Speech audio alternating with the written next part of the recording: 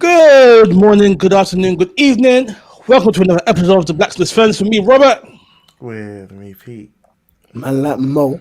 Out here, the way man started yawning as soon as the thing started, yeah, it's I mad. know, it's not Bad professional. sign, bad sign. I But know, this I is had to mute myself. 2023. Welcome to the Come on. furnace. New year, new Hey. us. Same Nah, fire. same mode, same mode. Actually, same new mode. fire. There's a new fire. Has anyone written the date 2022 yet? Nah, not yet, you know. I've been journaling every day, and every day I've been impressed that I've written 2023. I think I wrote 2023 when I was supposed to write 2022, though. I don't know if that counts. Oh, like last year. Yeah, no. So So, eager to live in the yesterday, I was doing some finance stuff, and I needed to write last year's date, but wrote this year's date. future. Man, backdating payments, yeah. Trust Bring me me, in, fam. Bring me in. Bring me in. no fraud around here. You know, Happy New with Year, the new guys. year. Happy New Year, guys. Hope you had a good Christmas. And Peter, I must say, I need to actually say well done for actually putting out that episode on Christmas Day. You did well. I didn't think you'd do it, but you did it. So I need to give you your props. Stress. And you know what? I need to just go through something that I've experienced so far in the new year. Yeah. So I've been trying to do better at keeping in touch with people. Right. Still haven't called me, but cool. You know, like that. Hasn't been off to a good start, I must He say. hasn't even messaged the group. Guys, it's not about you, it's about me. Thanks. And so it was like a very good I say very good friend. It was a very good friend of mine's birthday yesterday. So I called her. She said, "Oh, happy birthday." All of that good stuff. And then she tells me that. So I was like, "Oh, how's your son doing?" She's like, "Oh yeah, he's cool. 18 months, all of that good stuff." And then she tells me that she's giving birth again. I said, "Huh?" I didn't even know you were pregnant. But it turns out that a few months ago, I think it was in November, she sent me a video. It's like, you know, when those videos where you and the family like doing stuff in the video. So I watched a bit of it. It was 2 minutes long. It just looked like a family video, so I didn't even watch it. Turns out, if I'd gotten to the end, I would have seen that it was the baby, the gender reveal for her second baby. So, you didn't watch the video to the end. No, And that was useful information. it was. Bro, this guy be dropping like 12-minute voice notes and he can't watch a 2-minute video. It's not a WhatsApp video. I swear, I always have at the back of my mind, a fear that if I don't finish something, there will be something important at the end that will then come back and bite me out. Couldn't did you you listen even, to like- that thing? Yeah. Bruh. Yeah, and so Andrea legit went through my phone last night and answered all the messages I haven't replied to yet on my behalf. And so I'm seeing that as a fresh start, putting the line in the sun. From now on, I'm going to respond to So all my you say messages putting a line in the sand or putting a line in the sun? in the sand. So- and so this year, I'm going to be so much better with responding to people's messages. I'm going to try at least. But Sorry, I'm still on. If she's got an 18-month son, that means she got pregnant 9 months after he was born. pretty much. No. Hold on. No, he's 18 months now, and she just gave birth in December.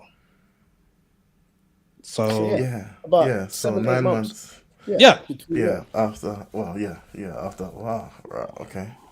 That's back to back, yo. I know, right? Bro. Cool.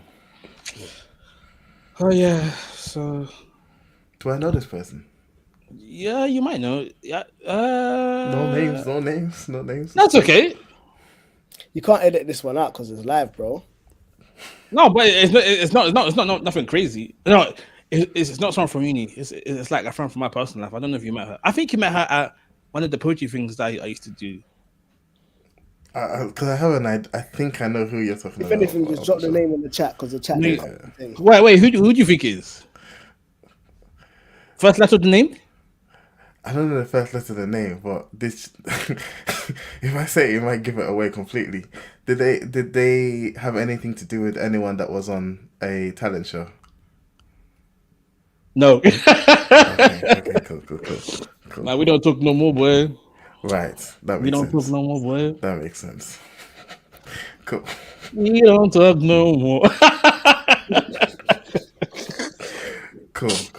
Alright. Nah, Yeah, it's my that's. Filipino friend. It's my Filipino friend. We met. Oh in- no, I thought it was a Nigerian. I could have asked. That would have been a much more vague question to ask. Say Was Nigerian. yeah, Oh, or okay. Caribbean. I think I know you're Black. talking about. Yeah. Black should have been the one I should have asked for. Yeah. How did you got Nigerian black? Covers more ground. Yeah, but no. But yeah, so I'm gonna try and do better. I'm gonna try and reach out to people more. Cool. But you know, Good luck. I don't know if it's just me, but there's just this fatigue that I get when it comes to having to talk to people, message people, and stuff. Is that just me, or is that an actual thing? That's just you. Yeah, I think it's you, just bro. you. So that you guys always answer all your messages. Yeah, I get Yeah. I get annoyed if there's messages unread and stuff that I Okay. haven't addressed. Do you know what? Unless I'm not There's a- going to. Like there's stuff I'm not going to. Like There are a couple groups that I've muted, and I'm just leaving it unread. yeah. I've just in my head, I'm just like, you're muted, unread. I don't want to come out, but you're just muted. But other than that, I'll at least open it to have the notification off. Well, you know you can do like silent leaving of groups now. Oh, sorry. Yeah, but then you've left. Yeah, just in case there's That's some such a information passive that you aggressive want. thing as well. No, but if you don't want to be in the group and it's muted anyway, and you're not gonna like read the messages anyway, you might as well just leave it. No, there's a few groups that I've muted, and every now and then I'll go back in and check what's going on. And it's groups like that I get like useful information from, and there are good people in. Just sometimes not tired of getting in touch, but sometimes there's just too much information. I can't keep up. And so it's like I have to go back, and then by the time I go back, it's obviously moved on, and it's like, cool, I'll just be quiet. But I don't want to leave. I just can't keep up keep up with everything.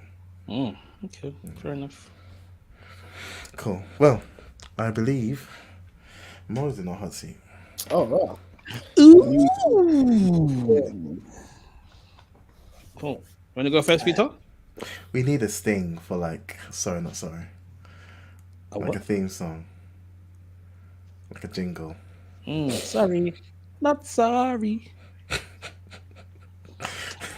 You know what? Yeah, Work on it. I was on Instagram today, and then there's this guy. How can I even explain this? So there was a guy who was eating chicken at 1 a.m. in the morning, right? And then he made a song out of it. And then someone made a song out of the song that he made. It was the most fire thing ever. I'll put it in the group. Why have you got a foam roller just waving around the screen? It's on my hand. The foam roller inside the foam roller is for your hands. No, there's only one. Yeah, but your hand is inside of it. Yeah. Doing what? You're just there. Sometimes there's no method to the madness. It's just madness. Got that right? Let me get the Cool. questions, lads. I've got an easy one. I'm gonna lob you one. Given Robert's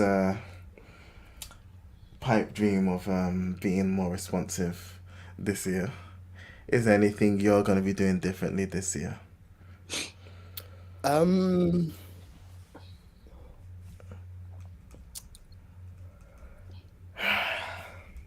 I think so. This is a bit more. I think I'm gonna be pursuing a lot less amount of information. Okay. Does that mean left social media? No, so not so much social media, but You're gonna read less. You're intentionally dumbing yourself down. not not even read less, because I think I'm still going to be reading the same amount, but I'm going to reread a bit more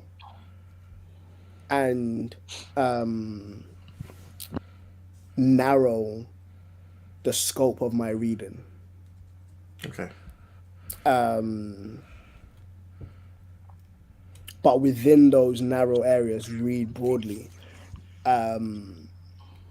Yeah, just this notion of not wanting to fall into the endless pursuit of knowledge, the endless pursuit of, like, there's a difference between learning and never stopping learning, and and just acquiring knowledge for the sake of acquiring knowledge. Because I feel like you can have information, but then you need to process that information to turn it into usable knowledge that you can actually apply. Because there's information, there's knowledge, and there's wisdom. Information is just knowing 1+1. Knowledge, like, yeah, that's information. Knowledge So is actually being able to, there's a quote that says, "Knowledge is knowing that tomato is a fruit. Wisdom is knowing not to put it in a fruit salad." like that. Wisdom is actually knowing how to apply the knowledge that you have. When you have information, knowledge is understanding it, That's not bad. and then wisdom is is actual application. And so, yeah, we're in a space where there's an abundance of information, and there's this endless pursuit to acquire all the information. And I'm like, I would rather push things into knowledge and wisdom rather than acquire more information. So I wanna pursue that a bit more. So yeah, I want to experience stuff rather than reading so much.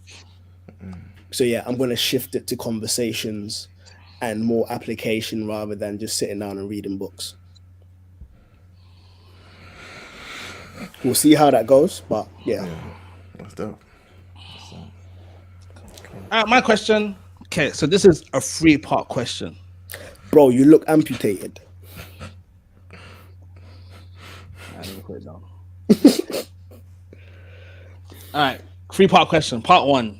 And he picks it right back up. questions. I'll go 3 questions at once. 1, in your opinion, should paternity tests be compulsory? 2, should Christian husbands waive the rights to compulsory paternity tests if they were compulsory? 3, if a Christian man finds out that a child is not his, what is the biblical stance on whether he should continue to raise it or not, or whether he should dash it to the other father or send out for adoption? So, should paternity tests be compulsory? I would say yes, because we are living in a trifling world. Fact. We're living in a trifling world. 18 years, found that it wasn't his. I ain't saying you're a gold digger. Should Christian husbands waive that right? No. Just because she's a Christian doesn't mean she's immune to cheating. Peter, why are you shocked at us? And you know what? Like, in all honesty, my point of view is I'm not taking this test because I distrust you. Why are you taking the test then? It's procedure. If it's compulsory. Yeah, it's just procedure. Like, I'll get it done. And obviously, apart from like 2 years down the line, oh, he's got my nose, he's got my forehead, he's got my ears. There's like striking resemblances and stuff. But obviously, you get babies that are throwbacks and blah blah blah. Like, it would solve a lot. Babies that are what? Throwbacks in terms of earlier in your genetically. ancestry sort of thing. Okay. Yeah. Man's thinking you're throwing a baby back.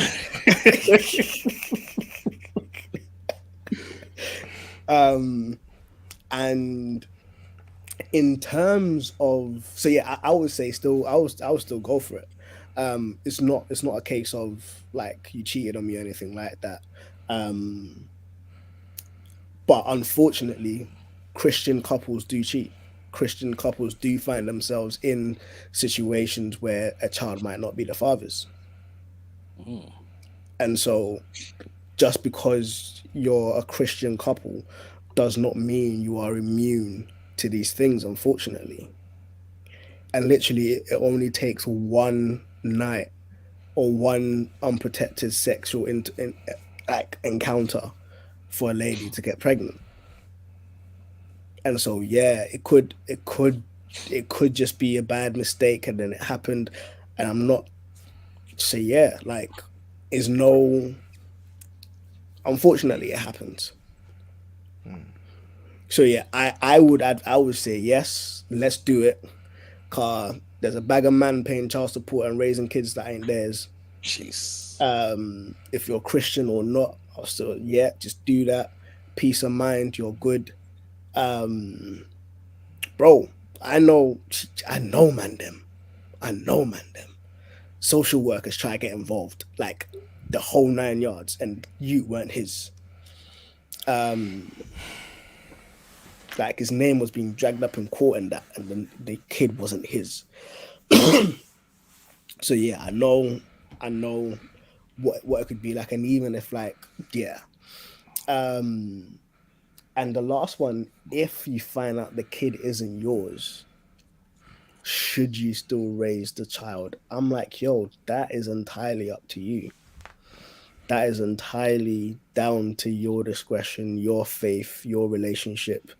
If I say no, fam, Joseph still raised Jesus. Not the same thing. Yeah, because God told him to raise him. No. Fam, did you know?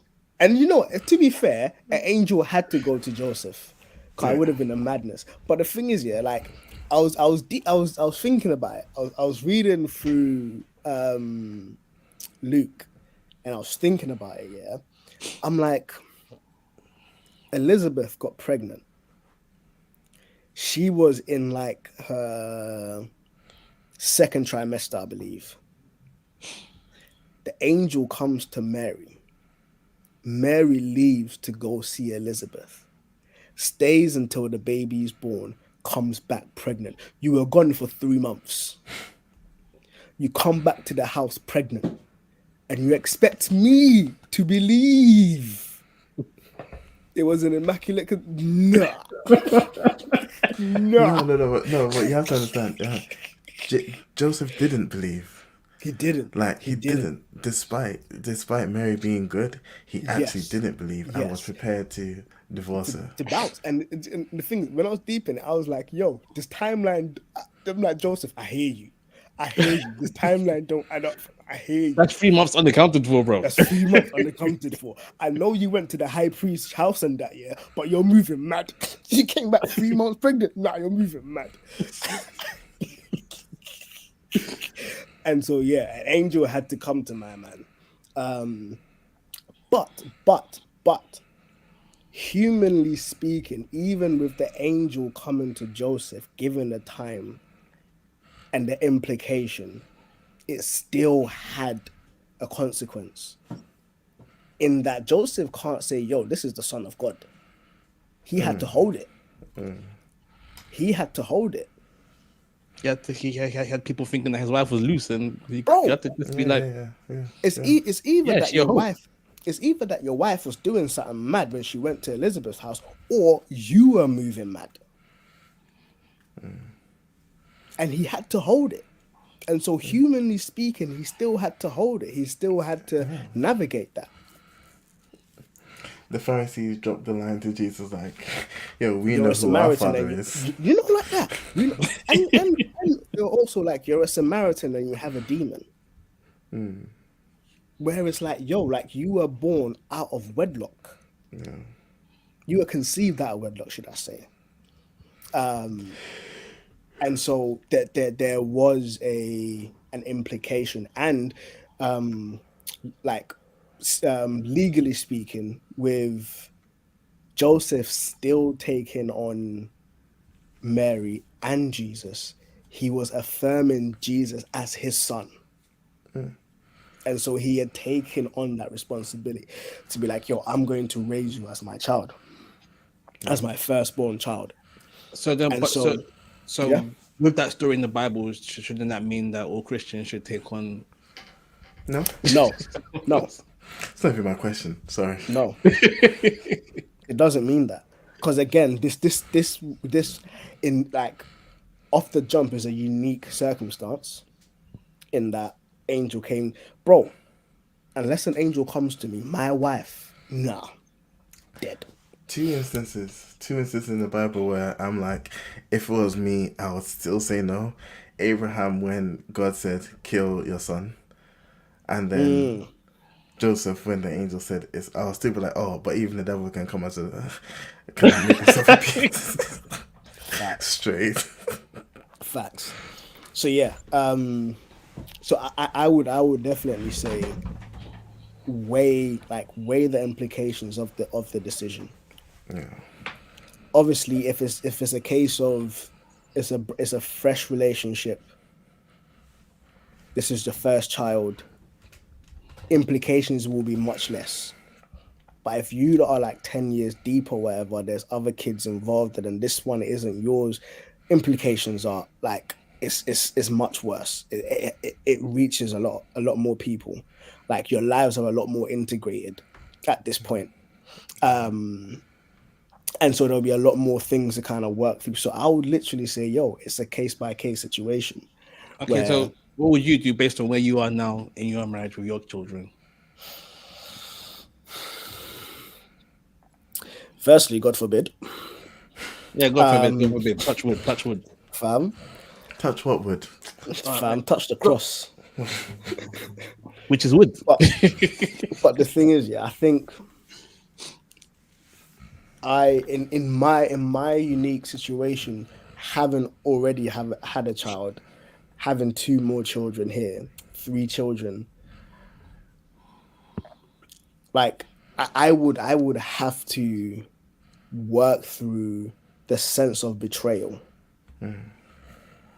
That I'll be overwhelmed with the sense of betrayal. And then I would have to process, yo, I've spent 9 months anticipating this child as mine. I've invested 9 months going over the scans and blah, blah. And that's going to add to the betrayal. Because you would have had some sort of doubts and stuff as to whatever. What if you found that at like 3 months pregnancy? First trimester things. Oh, so I'm going through the whole thing knowing. Yeah. Then it would... We would need some serious marriage counseling. Serious marriage counseling. Because my immediate thing would be what led you to this point of infidelity? What led you to this point of infidelity? Recognizing that, yes, I need to hold you accountable for your actions, but how did I contribute to this as well? And so we're going to need some marriage counseling and stuff. And based off of what comes through the marriage counseling, I might just have to keep it moving. But the thing I know that if I keep it moving,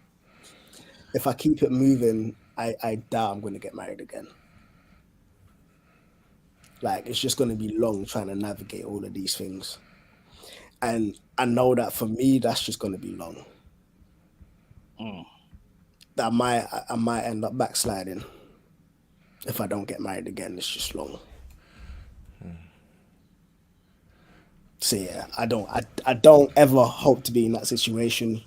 But I would actually rather want to know than like 18 years down the line or however long down the line, man's invested, you got my last name, like, man's building the trust fund for you, only to realize, you're not, brother. What about for you, Peter? So 3 months into pregnancy, just after the born, and then 18 years. No, I've always said, like, I won't be able to deal with it. I can't. I don't have the heart for it. Yeah, I'm out. Peter's out. I'm out. And I mean, at 18 years, I'm out, but not out of the kid's life, because at 18 years, that's my kid, regardless. That's my kid. I've invested in, with regards to, with respect to the kid, we're cool, it respects the marriage, I don't think I can. And I'd expect the same if the tables were turned. I wouldn't expect I wouldn't be comfortable with forgiveness if I was to step out. Yeah. Thus I wouldn't be able to give it if I step out as well. How about you, Robert? I'd stay if the baby went to go live with the dad. I think you've said some nonsense like this before. It's not nonsense. It's not nonsense. Because the baby has a dad somewhere out there. Opinion, still The nonsense. baby has a dad out there somewhere. The baby can stay there. And So what? So wait, hold on. Let me think this through. You want Mrs. to nurture this baby for 9 months, and then deliver this baby, and then just hand it over and not have anything to do with the baby anymore. I'm not going to tell us to get an abortion because I don't believe in abortion. No, but You then know, no. What I'm is saying that is practical? like for Mrs. to not have anything to do with the baby after the baby's born. I'm saying that baby will forever be a reminder of the infidelity that you brought into this marriage. So it's either you choose the baby or you choose me. That's it. But the no. Yeah, But the thing is, but hold on. But the thing is, yeah, like not every woman, but women who are wired right, but after they give birth, they're very maternal, and there is a level of affection for the child. If baby was going to go live with dad, but mum wants to see the baby, would you facilitate that? Because now then you are actually bridging, or you're creating a bridge for them to have more communication. No, then you can't. It's all no time, no resources, none of my money is going to that child, and my money is your money. That's a shared account. That means we sharing that money. I mean, her coochie was meant to be yours, but That's what I'm saying. But you're sharing the coochie. but you know, I think that you might as well share the wallet too. I think where I am at the moment, I think I could eventually get over the adultery. But I know me stuck in my ways, having a sin baby there present. Sin baby. It's a sin baby, bro. The baby is the only one innocent in this. Facts. Yeah, And but it's still a sin baby. the thing as well is, yeah, if yeah, you were like, yo, kid, go live with the dad, we're gonna continue doing our thing. Legally, the man can slap your missus with child support.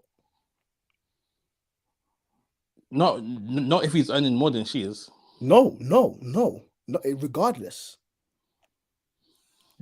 Joint, so long as the baby is yours, regardless of however much the parent who's taking care of the kid is making, you will still get slapped with child support, and it will still be the same amount looking at your income and taking a percentage out. You know, I think I know enough dads that don't pay child support that I think I'd be happy to be one in this situation. But you're not going to be the one court-ordered- not doing it. It's court-ordered child support Bro, to the wife. nah. There are bare guys that have got court-ordered child support payments that they don't make. Bro, if as I said, if the guy is trying to be spiteful, if you start missing child support Not payments, even he's taking spiteful. you back. Not even spiteful. If the guy is wanting to take care of the kid, and those child support payments are necessary for the kid's well-being. Okay, then the kid's just gone out for adoption then. That's it. That's So why are you you're punishing the willing- kid for the You mother's know what? Like, you're willing indiscretion? to put this child into an unknown person's house. You guys are happy to break up a marriage and allow the child to be a statistic of a black child growing up in a single parent household, which statistically makes them more likely to go to jail, to be more psychologically unhinged, and all of that stuff. And you're saying I'm the bad guy. That's crazy. But the thing is, yeah. But the At thing least is, yeah.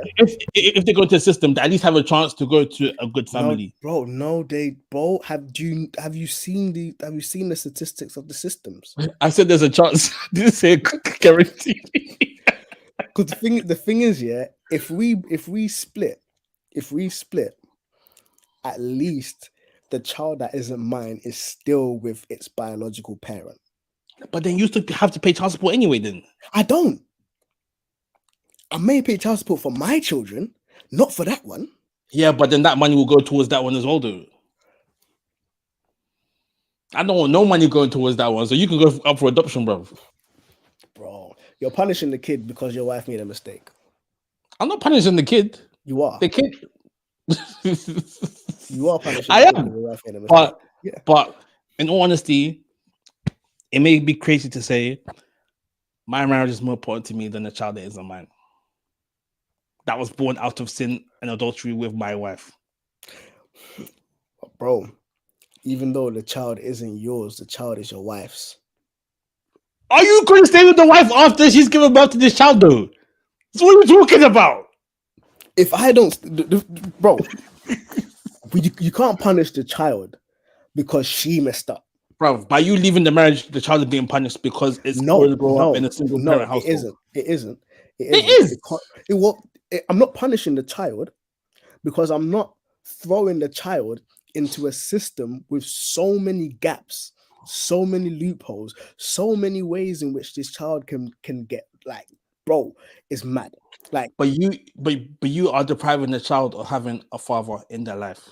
No, I'm not. Which is maybe even worse than going into the system, bro. But what makes you think that after you leave, she ain't gonna get with a man? Because let me not say nothing. I'm not saying nothing. I'm not saying nothing. Oh, my inner Kevin Samuels almost came out there for a second. Shout out to all the baby mamas out there, fam. Because my thing is just, it is my hurt isn't towards the child. My hurt is towards my wife. But for me, the child will always be a reminder of the hurt that the wife has caused. PTO, you're silent. Sorry, I was saying the woman herself is a reminder of the hurt. She's the one that did it. Facts. No, because you can forgive your wife and you can think about it, but it won't have the same pain. But looking at that child every day, it's kind of like having like your wife's ex still being friends with them. You know, it's that constant reminder all the time of what has happened in the past. The ex isn't a reminder. It's your wife that's a reminder. The ex ain't done nothing to you. No, because you know that your wife has had exes, except for Peter. You know that your wife has had exes, right? Mm-hmm. And that's fine. Because, you know, everyone's got their past. But it's going to strike you away if your wife is still spending time with that ex. Still around. Yeah. And it's just the ex that's causing that thing in your heart. Not your wife, because the wife's with you all the time. Nah, bro. Because then if your wife is still spending time with her ex, then the question is about boundaries and your wife's boundaries. Yeah. So even though the ex is still a problem, but that raises up deeper rooted issues, which is your wife's boundaries and how she's honoring the marriage. Yeah. I know. So you can't externalize, bro. It's not somebody else's responsibility to safeguard your marriage.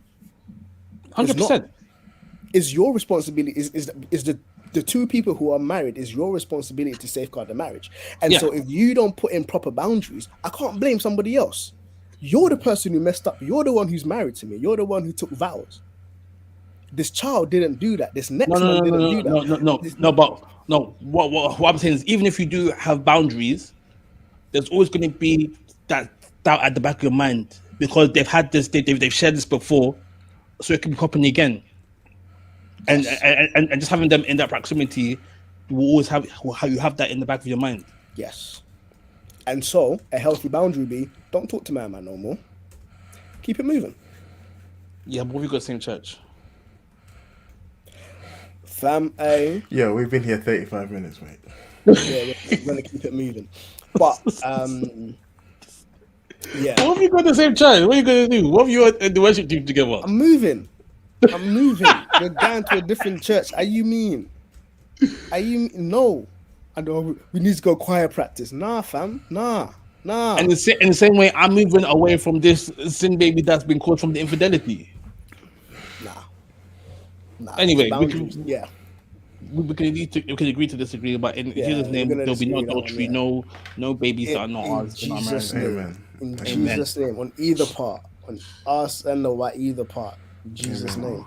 Amen. Wives of our Mind, youth, hey, enjoy the we shall bosoms. drink from our own cisterns all the days of our life.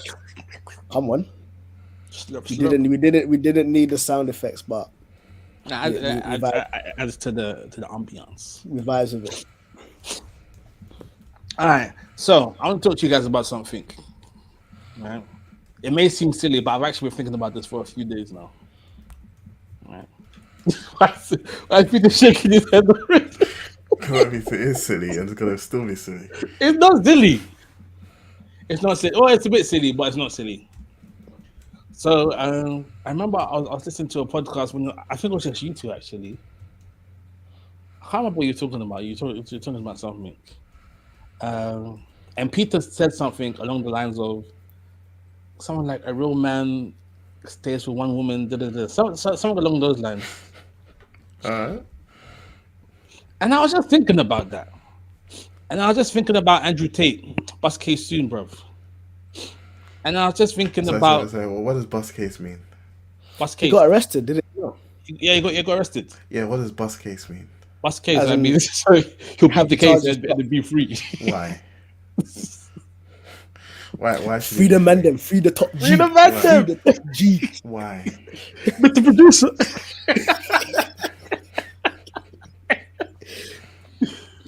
Because it's a conspiracy. The Matrix is out to get him. Don't you know, Peter? I hope you His don't believe enemies that. are after him. Jeez. I hope you don't believe that. His enemies are after him. Tim this one, Free the man. Anyway, Keep him locked up. Throw the key away. if he's guilty, if he's not guilty, let If him he's be guilty. free. Fam, you sound sour. No. That whole free Meek Mill, that free thing annoys me. Because it has nothing to do with whether or not the person was guilty. It's like, no, he's in jail. It's like, did he do the crime? If he did the crime, he should do the time. Peter, if you went to jail, I'll be saying free Peter. If I was innocent, if I was guilty, I'd want to be in there. I don't want you to be in there. Yeah, but if I was guilty, I should be in there. Yeah, he should. Peter. I think Peter's enough of an upright guy that if he did something bad, he shouldn't have to go to prison. Nah, That's how I feel about you, Peter. that doesn't work. That's not right. No, that's not that kind of friend that I am, Peter. I don't want to go to prison. All right. Anyway, Yeah. so Peter saying a man is this. Andrew Tate saying a man is this. Who should you listen to? Yeah, guy- basically. the guy with the Like- Bugatti. The guy with the Kia. Like, who gets to decide what a real man is? The top And G. is there even a definite? Because the only real definition of what a real man is a grown adult boy. That's what a real man is. That was born a boy and grew into a man. Because we have some men that are not real. You got to check nowadays. Fam. Have you But yeah, Birth but- certificates and stuff. And so and so there'll be one side that says a real man is someone who is dedicated to one woman. He looks after his family, provides for his family, all of that. On the other side of the spectrum, you've got a real man is some guy who can get any girl that he wants. He has got financial freedom. He can buy whatever he wants. All of that. Both sound great, but a lot of the time they are conflicting lifestyles. And like, I'm not saying that I want to live one over the other, but why does doing one like I understand why the other side would think that the other side is not strong or real, because you've got a whole different set of morals and stuff. But why is there this need to say this is what a real man is? And can it even be defined? That's my question. So, that's, so I think I think masculinity and femininity is a spectrum, in that there's no one shape fits all. But in saying that, I think there's a difference between masculinity and morality. okay. Now, morality implies a standard, a socially accepted standard, which also then asks how are these social standards determined? Are they Actually, determined? Yeah. just before you go, I just to put a disclaimer out there. Women, you don't get to decide what real man is, so your input in this conversation is not needed. They do. Please They continue. definitely do get to contribute. No, They definitely do. we'll go on to that. For now, the men are Yeah. talking. Man, small boy, sit down. Everyone doesn't say that, but cool.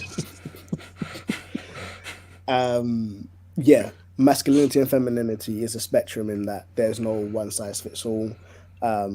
You could be this gym going guy and be masculine, or you could be the computer guy at home just typing away all day and still be masculine. It's a spectrum in that way.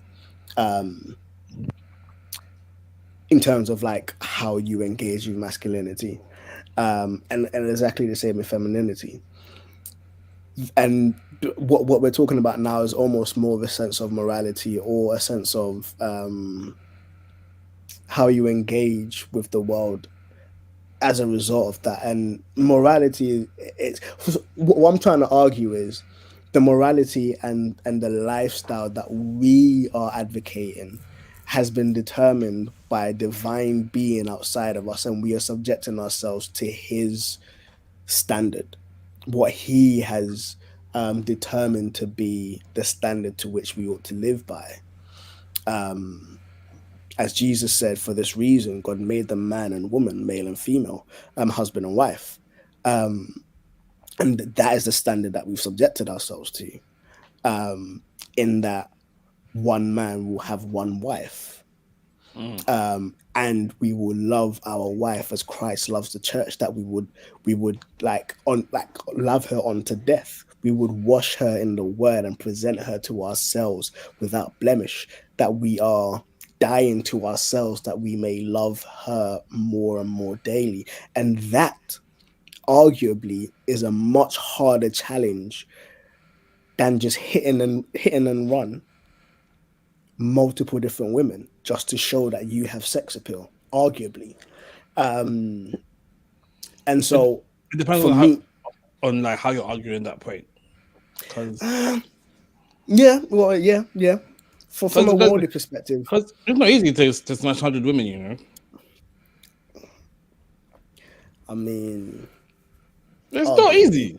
Arguably, If you're not paying for it, it's very difficult. No, for like the average guy to be able to have sex with 100 women. This is where the unless you're in America. This is where the hood in me kind of comes out. Okay, yeah, the average guy possibly. Do you think you could smash 100 women? I wouldn't want to. No. Do you think you and your abilities and your personality and everything, do you think in your lifetime you could hit 100? Bro, if I wasn't in faith, I would be on that. That's not the question. I didn't say would you do it. I said could you do it? Yes, could you achieve 100? Yes, I could. I don't think you could. You don't think I could? I think you get 28. Nah. Fam, that's just over a quarter. Don't do me like that. I think you do 28. Don't do me like that. Bro. I think I'd be less, but I think you do 28. Nah, bro. Why people laughing? Bro, I reckon.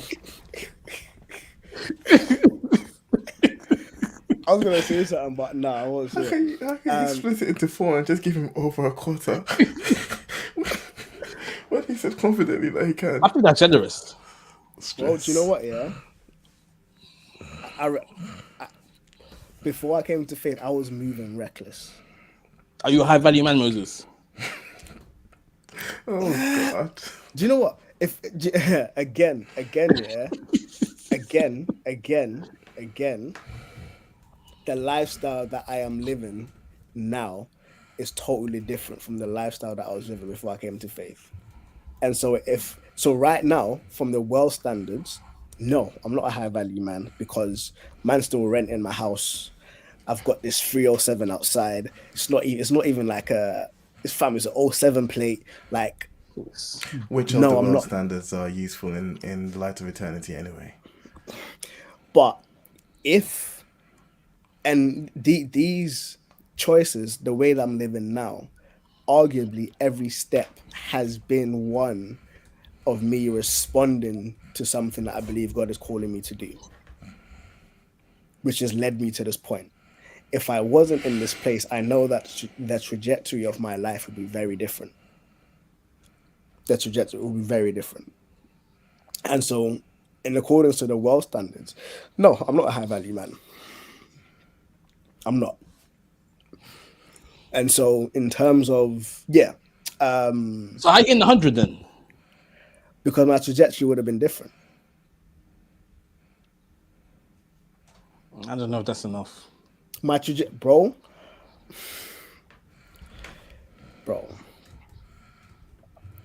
You know what? I think Peter will be on 62. Mad. Oh, I don't think I'd go past 4.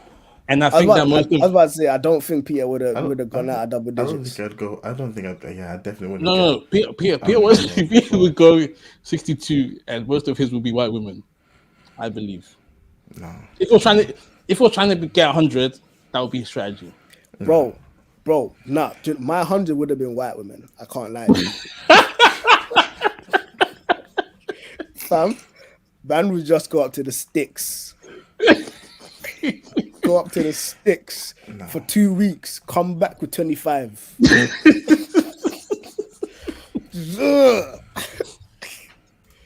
Yeah, fam. But like slag. Yeah, absolute slag. Smash Bros. A full effect, baby. Bro, man would be in the gym, yeah. Hench, fighter, yeah. Tinted car. But and this is the main thing is the trajectory is different. The trajectory is totally different. That lifestyle isn't appealing to me at the moment. I think one thing that I did. You mean anymore? Yeah, anymore. No, not at the moment. Anymore, facts. I think that it's people think the hardest thing to do is to love 100 different women, but it's harder to love one woman in 100 different ways. No. I say no just because if you're gonna love 100 different women, by default you're gonna have to love them 100 different ways because they're 100 different women. Nah, not particularly. Yeah. Not particularly. Didn't you see what thing he did? What's that guy's name? Buying the same perfume for his mistress and his wife. You just have a template. He just applies. Rinse and repeat. Just like your condoms. You patch your text messages. Do a mail merge. You know, like that. BCC all your messages. Just use one nickname for all of them. No, I like where Mo was going with the morality argument. I'd even go a step further to say, before you get to Christian standard, there's a morality that all people are aware of and that's intrinsic to them. that actually I think we tend to deny. And so, in all societies, you can't think of a society where a man should have any woman that he wants. He might have one woman, two women, 10 women, but there won't be a society that says he should have all and any woman that he wants. That like there's a morality that's intrinsic to us that we all somehow seem to agree on this standard of being good, that you can have your woman and I can have my woman, you can have your things and I can have my things, but we can't all have everyone's things. Like there is that. There's these standards that seem to exist that I think are intrinsic to all of us. When you look at it from that point of view, someone like an Andrew Tate that's like I haven't watched a lot of his stuff, but in the clips that I see and the sort of red pill movement, it's do whatever you want with women. Like they're almost they're almost secondary to whatever your desires are. Yeah. And somehow there's this understanding that that's what women want. And for you, that's what you get to do as this quote unquote high value man. You get to pay all the bills and thus do whatever you want with women. And so Andrew Tate would say something stupid like, yeah, if you're on OnlyFans, I take all the money and you know, because I pay the bills or whatever. He didn't say all the money. Yeah, he did say all the money. And there's that, and she's annoying as well. That girl that goes on dates with guys, and they're always sitting in some sort of booth. And Oh, Cheyenne. is that Cheyenne? I don't know. I think so. She talks like with it. I don't know. I find her annoying, but The light skinned, like curly hair girl. curly hair, yes, Yeah, yes. yeah. That's Cheyenne. Yeah, and she's like, anyway, sorry. He's like, he's like, oh, if I'm on OnlyFans, I'm making a lot of money, and then Angela's like, no, I'll take all the money, or you bring all the money to me, and I give you what you can spend or whatever, because I'm the man and you're my woman. I think that's stupid. I think a real man is someone that approximates closer to, in terms of the world, that standard we seem to have of that standard we seem to have of morality. So that thing that says, outside of whether or not you even believe in a God, if you hear someone's in trouble, there's your instinct to protect yourself, but there's also this smaller, quieter instinct to go and help. A real man is someone that approximate closer to that instinct, that moral sort of law that exists that suggests you go and help, in as much as that's not the best thing for your well-being, that's not the best thing for you at the time, that's the best thing for someone else. And somehow we all human beings can agree to this idea that you do the right thing even when that's not the thing that you want to do. And that sort of moral law, again, outside of religion, I think we can say the person that approximates closer to that is a real man. And that person, I don't think, is someone that treats women anyhow. If that makes sense. I say anyhow, that's me speaking in a Ghanaian way, but that's someone that treats women with respect, because, again, that moral law seems to suggest that men treat women with respect. Like, we all seem to, I can confidently say we all seem to think it's the right thing to treat a woman with respect. We all seem to have this understanding it's the right thing to not approximate the same level of aggression, violence, etc. that we would do with other men to women. You could call it sexist. I think it's almost natural. And so again, I think outside of religion, the man that approximates closer to that seemingly universal standard of morality that we all seem to have, that we all would agree to if we're being honest, that's a real man. And that's not the kind of man that Andrew Tate presents to be, or presents as an ideal. I was also going to add, there seems to be this, from Andrew Tate's perspective anyways, especially specifically when it comes to females, because his wider narrative is different. But specifically when it comes to females, there seems to be this abandonment of discipline and self-control. Actually, because of that point, there seems to be a double standard, because you're expected to be disciplined and self-controlled in going to the gym and eating right and then hustling, but then you're not expected to be disciplined and controlled in terms of controlling your pants and where you go about. And that's why I said it's specifically to females. It's like in the wider sense, it's very much just there's a level of discipline and self-control. He hates going to the gym, so he does it first thing in the morning, and it's like he's always doing it. He's always in there. You need to be disciplined. You need to put in the work. Just like, regardless whether you like it or not, put in the work. And it's like, and he also says, like he said he had his heart broken and then he just turned into this dog. So it's just like, bro, you've due to a heartache or heartbreak or whatever, you've swung the pendulum to the other extreme, and you're making all of these women suffer as a consequence of this one woman's actions. And as if that isn't the coward's way out. Like, you need therapy, you need healing. You don't need a whole bunch of women to fall into. And it's as a man, we can't advocate discipline and self-control in every area of our life and then exclude one. You can't. It doesn't make sense. It doesn't. Antithesis of self-discipline. And so if we're going to exercise self-control and discipline, then it needs to be exercised across the board.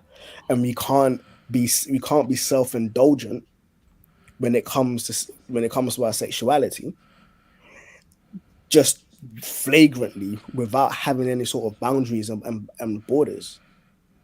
It just doesn't work.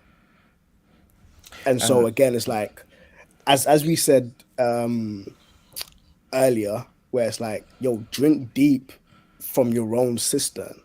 It's yours. Enjoy the wife of your youth. Like, she is yours and you are hers. Enjoy each other to the fullest that you can. But yeah, you might say, Peter. The reason I say women also get to contribute to that definition is, biologically, they have to be picky. They have to choose. Like, on a biological level, throughout nature, we see you don't go for the weaker of the species. Like, the females will always go for the stronger, because that's what guarantees continuity of that species. Even if, in the case of, like, for instance, bees, when the queen bee goes and mates with a drone, the drone dies.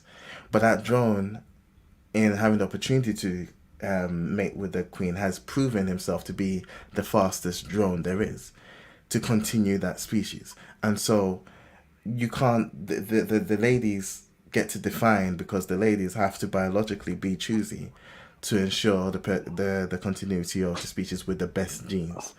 But then doesn't that mean by extension that men like Andrew Tate, who women flock to, are better men than, let's say, us mere mortals, if more women are flocking to him? No, because I think that's indicative of two things. It's indicative of the brokenness of women.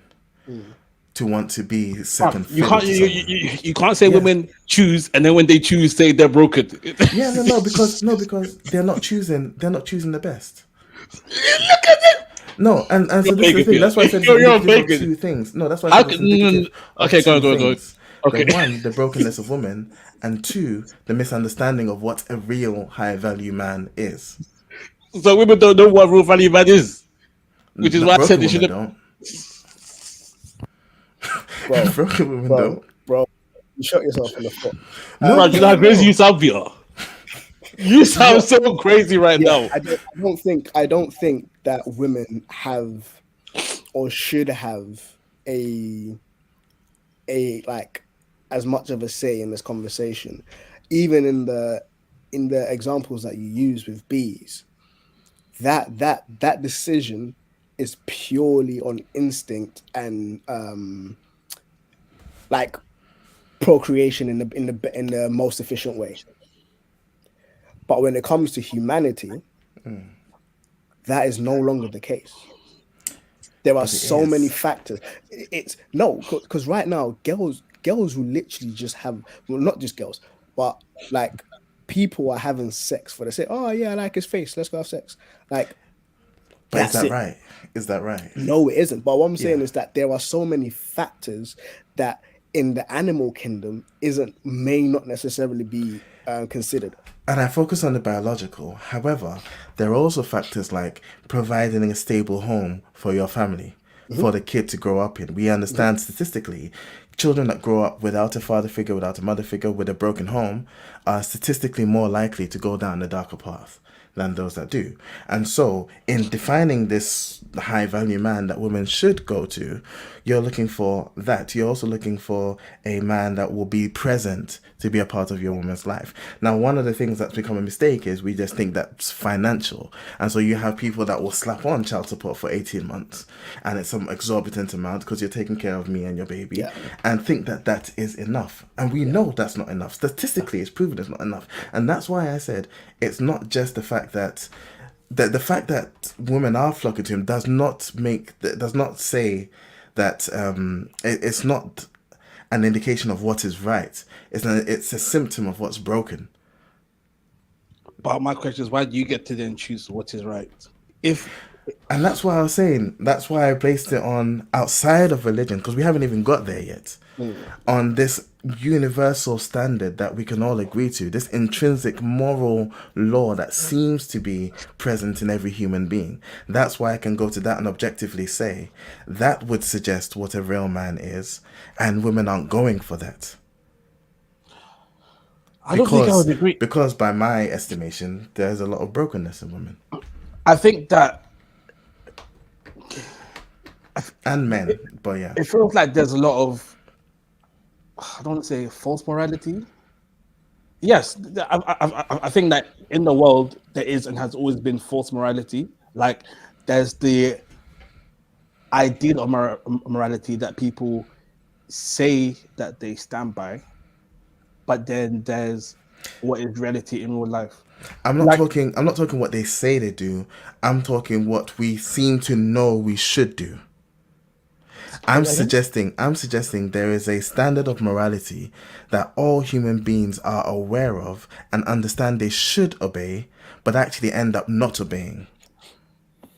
No, I don't think I agree. I think that humans operate in the level of morality that they believe is moral. So I think that women that will go and sleep with a guy because he's got a pretty face, to them that's a moral thing to do. They don't know any better than that because that's what they believe is a good thing to do. That's the current behavior. That's the current behavior with slut walks and stuff like that. And I think that's a symptom of the brokenness. All throughout history, I haven't been around for that long, but from what has been shown on TV and movies and stuff, given a chance, A very accurate description of history. Not good sources. Not good sources. given the chance, a woman will sleep with a man if he's seen as desirable, and I think that you can even see that in someone like. Actually, I don't know if I want to use that as an example, so I won't. But yeah, throughout history, men will sleep with whoever they can sleep with. Women will gravitate towards what they find desirable. And yes, but then when they used to do that, and if we're going back in time, there was a very big need for marriage before sleeping with someone, because that provided stability for the consequences.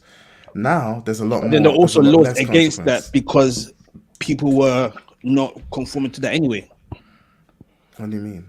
So like the woman caught in adultery, she was in that culture where marriage was a big thing, but she still committed adultery. So what am I trying to say? So like this idea of men and women sleeping around has been around even since biblical times. Like even was it the Church of Corinth that Paul had to say you guys need to chill with like all the sleeping with your dad's wife and all of that. I'm suggesting that we've always intrinsically known it's wrong. But I don't think we have. Even going back to Sodom and Gomorrah, I think those guys thought it was great and amazing to be able to want to sleep with those two angels. I don't think they thought that was bad. I thought in their eyes they were justified to have that desire, and that's why they went to go and do that. I don't think they did it out of spite to be cruel. They thought, this is what I desire, and if this is what I desire, I should be able to go out for what I desire. Do you think that they thought by what's presented? Do you think that they were surprised by Lot's response?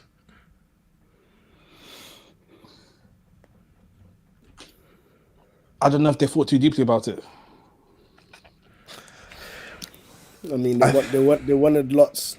They wanted a lot as well. But what I was gonna say is, yeah, I think, in as much as I hear you, Peter, and yes, there is this sense of innate or intrinsic morality that should An idealized morality. but I feel like there is also the reality of being desensitized by the environment, but also our morality is often shaped by the environments in which we grow up in. I don't think that, however, constitute much of a real difference, to be honest. There is, so it's like, Well, if someone grows up in a household where their mom is bringing in multiple men on a regular basis, they then may just grow up thinking, oh, this is just what happens. Obviously they may see the implications on their mom and realize that their mom's not happy and blah blah blah and this and that, or if they're raised in a domestic violent environment, and these are situations where the environment is altered from a very young age, and so from childhood you're seeing depictions of life in your household which isn't necessarily normal. Then your perception of morality is warped before you've even been able to conceive of something. There may be this innate sense of this shouldn't be happening, but there isn't almost this sense of what is the alternative. And what you do see as the alternative on TV or whatever almost just seems like a pipe dream. It seems like it's far-fetched or it's unrealistic because it's something that you haven't. It's an idealized state. And so, yes, I do recognize that there is an intrinsic thing, because even Paul was able to say I think it's in Romans, those who are outside of the law and contrary to the law, but still still adhering to the law, are going to condemn those who have the law and didn't stick to it because they were able to intrinsically know it. And even when it says, what's it? Doesn't it say that we all have the law etched on our hearts or something like that? So we have like at least a subconscious understanding of. And it also and it also mentions in terms of the visible things shine light on the invisible creator, and so there's almost this sense of like this otherness, there's something above us that is governing us. And so yes, I do agree in that there is this thing, but I also recognize in our brokenness that can be impaired in so many different ways, and so it isn't acted upon. And so I would be hesitant to give women much of a say in terms of what makes a real man, in the same way that I would be hesitant on giving men much of a say as to what makes a real woman. But we may have what is desirable for us in a woman. Yes, but here's the thing: if we're talking like the continuity of a species, we're talking women not have to, but a woman wants to. Again, there is nuance, but the woman, by choosing their sexual partner, is taking the bigger risk. You have sex and you finish, you're done. She has sex and you finish, she potentially could get pregnant. If she does, that's 9 months of her life. Now, there's easily accessible abortions, cool, but that's 9 months of her life, 18 years of her life that she's now beholden to this child. She bears that consequence. Yes. Thus, it makes sense to me that she should be picky in who she chooses. Yes. Yes. In her being picky who she chooses, you as a man want to be of the kind of woman that she would choose. Now, I'm not talking about the majority of women. I'm not talking about all women. I'm talking about what we would consider to be a good and sensible woman. I'm saying a good and sensible woman would want to provide a safe place for her child. And again, I'm using this example because I think this example is universal to the human species. This is how we continue. And so, a good and sensible woman would want a male that would be a partner in raising this potential child and provide a house that this potential child can flourish in. And that woman, I think, I think a good man would want to be the kind of woman the kind of man that woman picks. But I think, And in doing that, she contributes to that definition of what a good man should be, because that's what a good woman would go for. In the same way, I would want a woman like my wife that would be a good influence on our child, would be able to invest in our child, would be able to take care of our child. And in doing so, I'm contributing to the definition of a good woman. Now, again, I'm not saying this maybe universally, all women should aspire to this, but I think that there is an element of contribution of either one on what we consider what should be good, because the other one has to pick. I don't think that definition and contribution are the same thing, though, because just because you have an idea of what a good woman is, doesn't mean that that's what a good woman is. If that makes sense. So so it's like, even though like all three of us, our morals are kind of we've got some like similar wavelength What do you mean, kind of? in most areas. Yeah, but we've got a different baseline. We've got the Bible as a baseline. Hopefully, Yeah, we've got something else. So I'm trying to make an argument for universal sort of thing. But I'm saying, even with the Bible as our baseline, what we all define a good woman as, and the attributes we go for or that attract us in a quote unquote good woman, will be different. Absolutely, yeah. And just because we've gone through it and we've made our choice and we decided this is what I'm going to go with, us making that choice doesn't then mean that that's what a good woman is. Yes, but then there are elements of all of our wives that are the same. But just there are, but there are uniquenesses, and there are of course very different characteristics that we all would individually pick. But there's an underlying definition of good that they all fit. Yes, but I'm saying there are other definitions that may not be encompassed within our wives that will still fall under the definition of good, if that makes sense. That will still find a lowest common, highest common factor. Denominator. That one. I haven't done maths in a while. Do you know? And I hear you. I do hear you.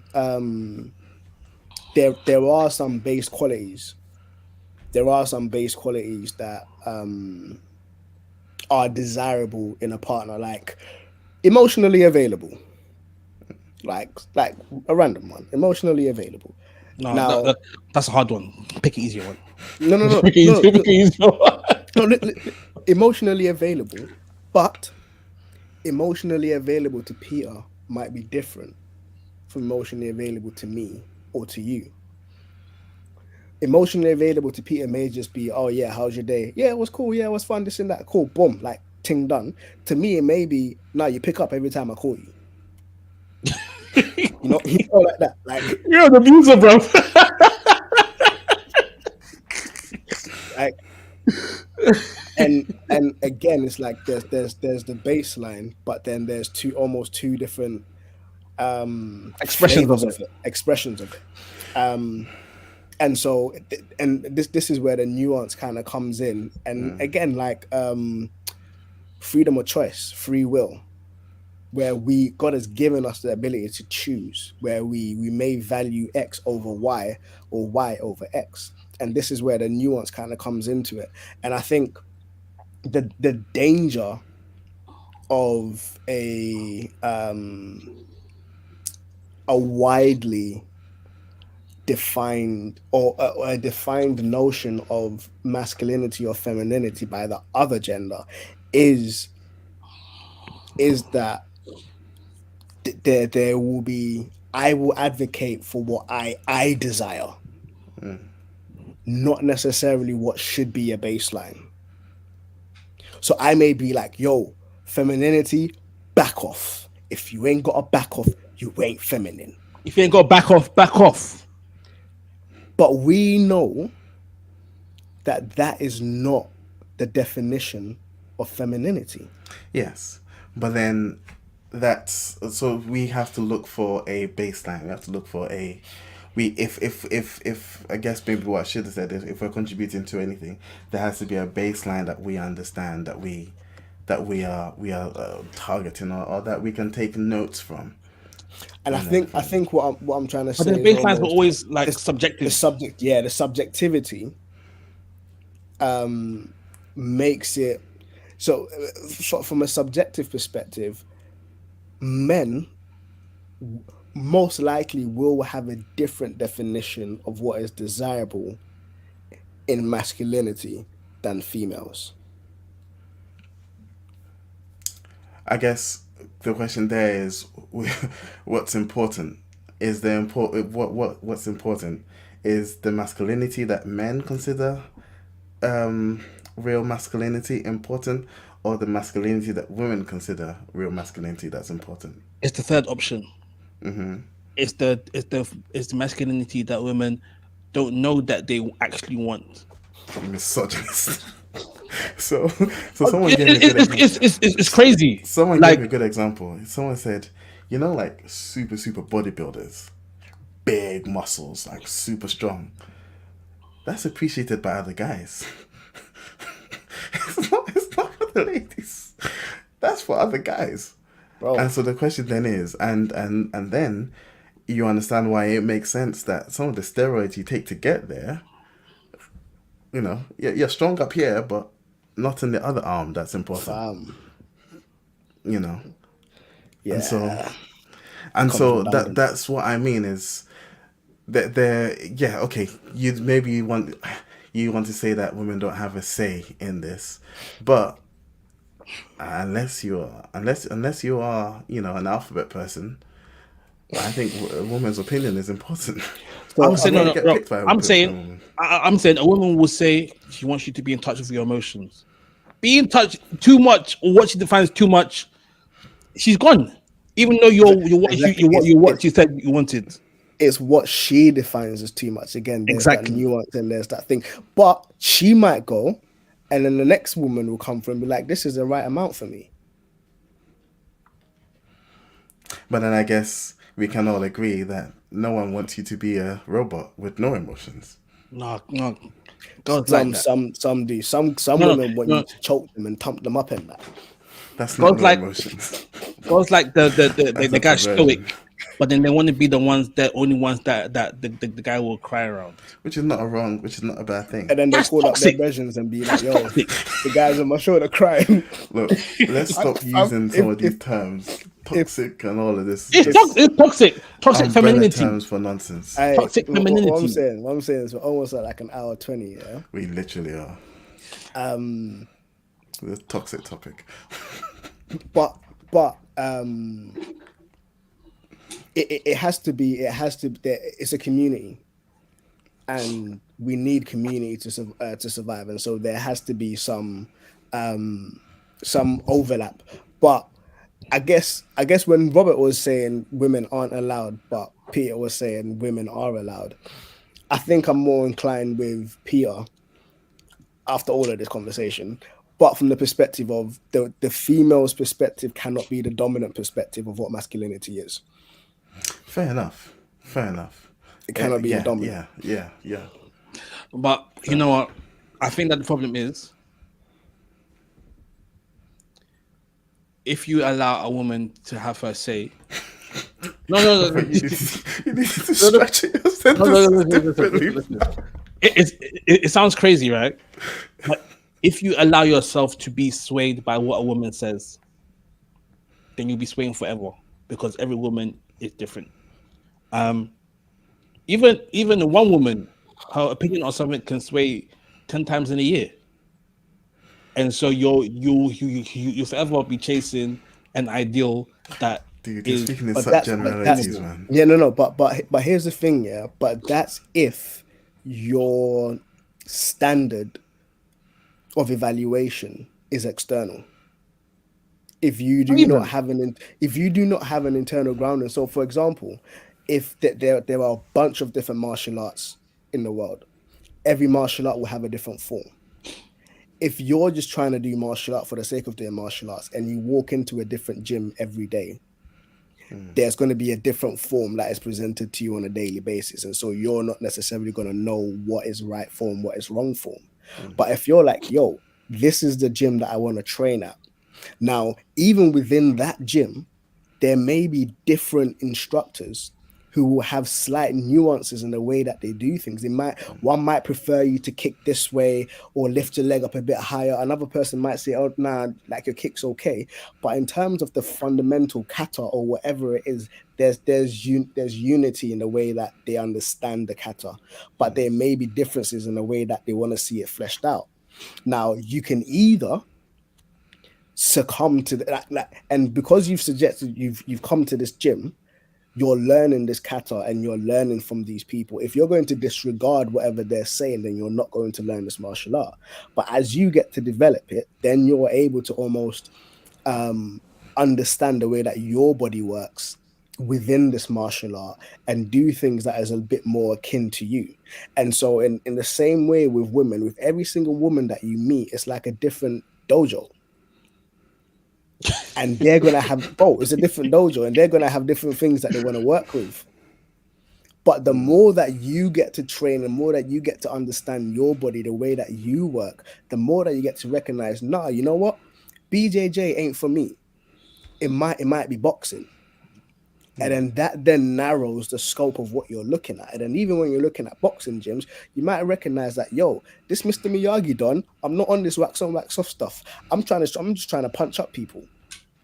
And so that again narrows what you're doing. And so, yes, I understand that there are nuances and differences, but that is if we're not understanding who we are, even in the midst of these frameworks in which we're growing up in.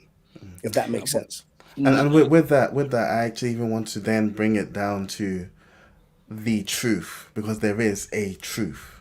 There is a objective, undeniable, underlying truth to all of this, which is God and the fact that God has designed things a certain way. People might not agree now, fine. When the trumpet blows, they will have to. So I don't really care about that side, but there is a definition of what a man should be that God defines. Those that he wants to work as deacons and elders, he says, should be men of one wife, having control of their family, being a leader. That's a good man. A man that, as the Bible says, loves his wife. Say that was a good man. Who said that's a good leader? Sorry? He didn't say that's the definition of a good man. Yes, but then that's the kind of man that will love as Christ loved the church. And that's what men are supposed to do. Love their wives as Christ loved the church. Yeah. Argue with that verse. Heathen. I was arguing that you were taking the verse out. God, that's crazy. I know.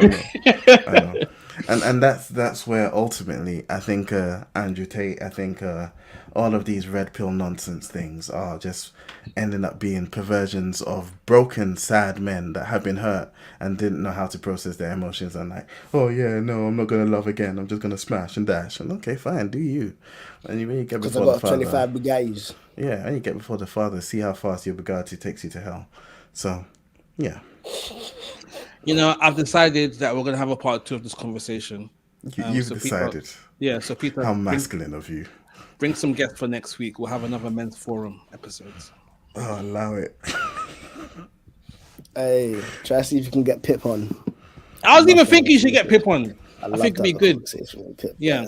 We'll talk about what is a real Christian man. No, what is the Christian version of a real man? And we'll break it down. What is the true version of a real man? Because Christian men can be different and they can still be real. As long as they were born male. Okay, cool. Anyway, this has been good. I've enjoyed this conversation. A nice one to start the year off. Starting off strong, masculine, Kind strong. of heavy to start off with, but hey, An hour and a half deep, you know. It's good. It's good. It's good. Let's keep it going. cool. Hookups. Can I go first? You can. Blood Origin. I heard that was trash. Oh, you know what? Now you're making me insecure because I've only watched one episode, and I'm liking it. So that's gonna be my disclaimer. The Witcher, Blood Origin.